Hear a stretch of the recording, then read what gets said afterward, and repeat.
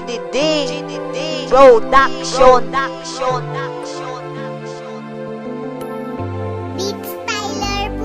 Sang ikaw ako nakita nga ikaw ga isahanon to gusto ta ka palapitan kang istoryahon pero hindi ko gid maimo kay tungod tahadlukan kay basi ikaw mangakit kag ako palayuan tani imo mabalan nga ikaw ginapalangga wala nasang iban dapat ko gid ya ipakita nga ikaw lang isa ang akon palanggaon imo pangalan ginasinggit sang akon nga korason tani imo maintindihan nga ako bigado lang pero ikaw palanggaon nas nagit sa katapusan sang akon mga sulatan ni imo mabatyagan na pagpalangga ko sa imo wala sa kabutigan bisan mo karon mo pa di ang ako nga dugan kay imo pangalan nakatatak sa kon nga dugan hindi ka na ya maglain hindi ka na ya maghalin ang pagpalangga simula kag hindi na niya mabalhin.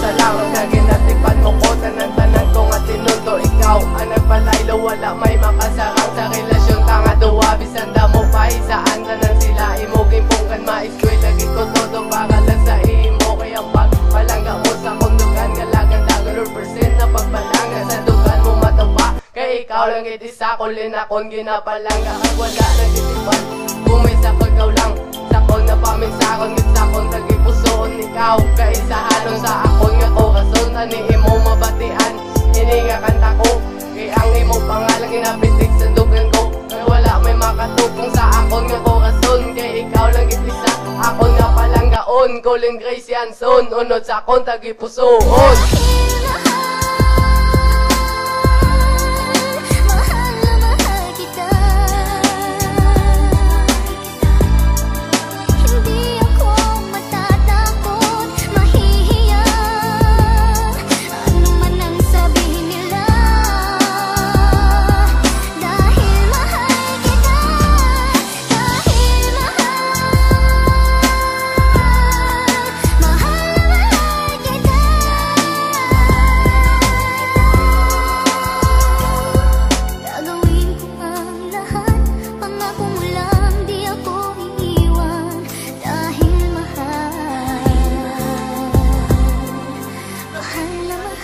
Abot mabuhay mo, ikaw lang gid palangga ko wala na gid sang iban makasulod sa dugan mo kay ikaw lang gid isa ginahalong-alungan ko kag i-promise ko gid sa imo di pa kaya pag-ipay kaya tanan ko nga tinuto kag ginago ikaw lang gid ang nagpabago kag bilibid ko sa imo nga perfect ka seryoso ang ginatak mo kapag palangga sa batang wala respeto mga luyag ako na ni malapitan kag ako dahil sa paron kay kung hindi ko pagsaparon basta hindi ya magtugay ang amon nga relasyon kag ikaw pinaka-importante sa akon tagipuso kay ikaw lagi di sa kag wala na sang iban kag gina-promise ako nga hindi ka gitpabayan kay ikaw lang gitbe ang akon sa tanan hindi kawan ang barkada gitpabayan mga bisyo kay ikaw lang be